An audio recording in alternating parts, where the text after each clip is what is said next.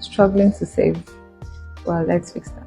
Here are a few tips that can help you on that. 1. Set clear goals. Know what you are saving for and write them down. Number 2. Create a budget.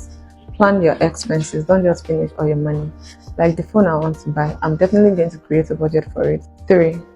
Pay yourself first.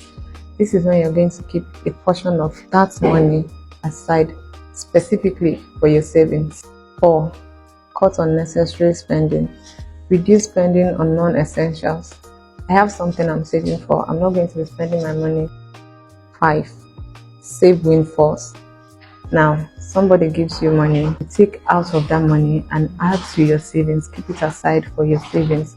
Don't spend it all. These are ways to help you save your money and to help you with your savings journey.